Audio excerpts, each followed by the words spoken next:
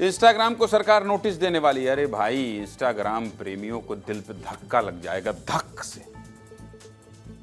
क्यों? क्योंकि इंस्टाग्राम ही तो चल रहा है देश में, रील चल रहा है और क्या चल रहा है। क्या इंस्टाग्राम रेप और यौन शोषण जैसे कंटेंट को बढ़ावा दे रहा है? क्या आपके इंस्टाग्राम अकाउंट पर भी यौन शोषण वाले ऐड आते हैं?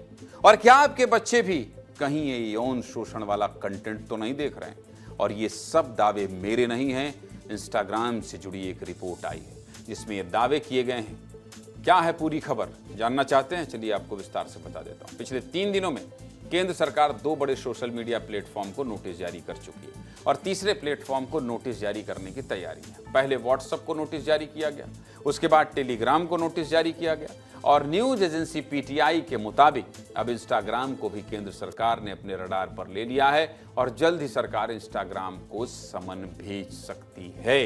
इंस्टाग्राम पर क्या आरोप है? इंस्टाग्राम पर आरोप है कि वो अपने प्लेटफॉर्म पर बच्चों के यौन शोषण से जुड़े कंटेंट को बढ़ावा देता है। ऐसे विज्ञापन यानी एड दिखाता है जिनमें बच्चों के साथ यौन शोषण करने के लिए उकसाया जाता है और पीटीआई के मुताबिक इसी वजह से सरकार अब इंस्टाग्राम को समन भेजने वाली है। सुनने में शायद आपको ये मुद्दा छोटा लगे, लेकिन ये मुद्दा इतना छोटा नहीं है जितना आप सोच रहे हैं। दरअसल आजकल के छोटे छोटे बच्चे भी इंस्टाग्राम चलाते हैं। मार्च 2026 तक भारत में 52 करोड़ लोग इंस्टाग्राम चला रहे थे। कितने लोग? 52 करोड़ लोग। और जानते हैं इन 52 करोड़ में से 13 से 17 साल की उम्र के कितने बच्चे थे? 6 करोड़ 10 लाख। 13 से 17 साल के 6 करोड़ बच्चों ने इंस्टाग्राम पर अपनी प्रोफाइल बना रखी। वो भी इंस्टाग्राम चलाते हैं, दिन भर रील देखते रहते हैं। अब आप सोचिए, जब इन बच्चों के सामने यौन शोषण के ऐड आएंगे तब क्या होगा?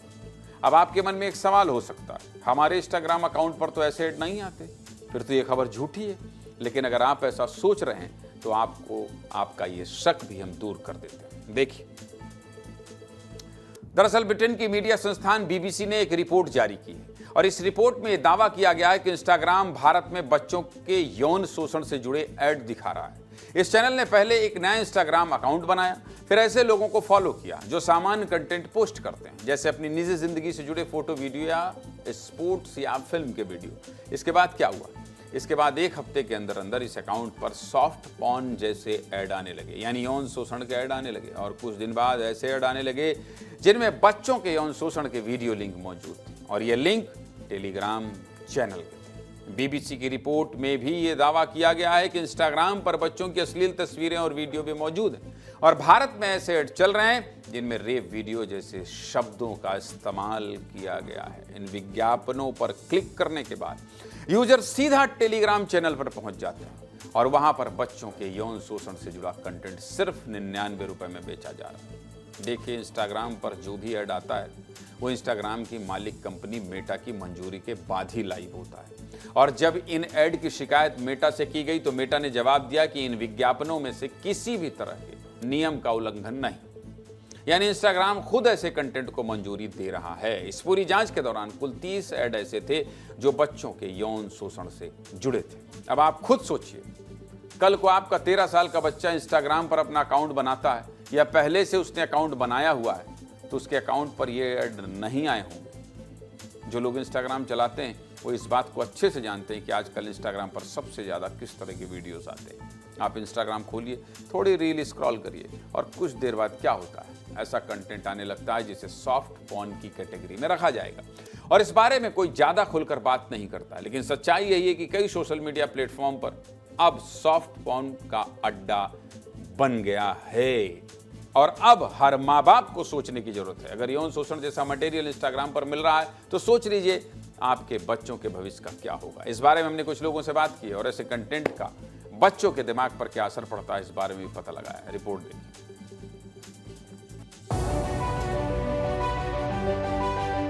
ये सब रील देख के वो टाइम से पहले मैच्योर हो रहे हैं और जो नॉलेज उनको टाइम के साथ मिलना चाहिए वो उनको अभी से हो रहा है उनके साथ। उसके कारण उनका बिहेवियर चेंज हो रहा है और काफ़ी डिप्रेशन में भी जा रहे हैं बच्चे। आज के टाइम के हिसाब से अगर बच्चे कुछ भी गलत देखते हैं तो उनके ऊपर बहुत जल्दी इफेक्ट पड़ता है रेदर देन गुड थिंग्स। तो यही है कि अपनी तरफ से सावधानी ही सब तरह से उनको कवर अप कर सकती है। अंडरस्टैंडिंग उतनी नहीं होती है कि what is right what is wrong. Advertisement से रिलेटेड चीज़ें आती हैं तो बच्चा अगर वो चीज़ ओपन कर रहा है तो कभी कभी क्या होता है उसके साथ बहुत सारी अनवांटेड चीज़ें आती हैं, तो कहीं ना कहीं से इसका एक साइड इफेक्ट बच्चों के ऊपर पड़ता ही पड़ता है। और हमें इन सब चीज़ों से रियली में बच्चों को कहीं ना कहीं से पेरेंट्स को एक मॉनिटरिंग करने की ज़रूरत है। जो सेक्सुअल परवर्जन की चीज़ें हैं तो उसका डेफिनेटली 100% बुरा असर होता है। सबसे पहली बात तो उन्हें एक हेल्दी रिलेशनशिप नहीं समझ में आती है। उन्हें ये रील्स देख के यही लगता है कि जो रिलेशनशिप का एक बहुत छोटा सा एस्पेक्ट है फिजिकल इंटीमेसी, वही सिर्फ रिलेशनशिप है। तो ये गलत धारणा उनके दिमाग में पैदा हुई।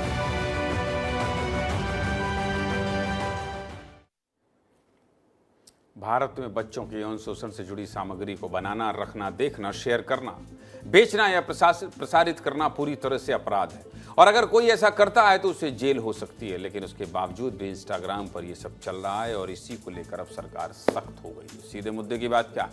सीधे मुद्दे की बात यही है कि यह बहुत गंभीर मुद्दा है भाई, और हर माँ बाप को इसे बहुत ही गंभीरता से लेना पड़ेगा। नहीं तो 99 रुपए में आपका बच्चा भी यौन शोषण से जुड़ा कंटेंट देखने लगेगा और फिर आप परेशान हो।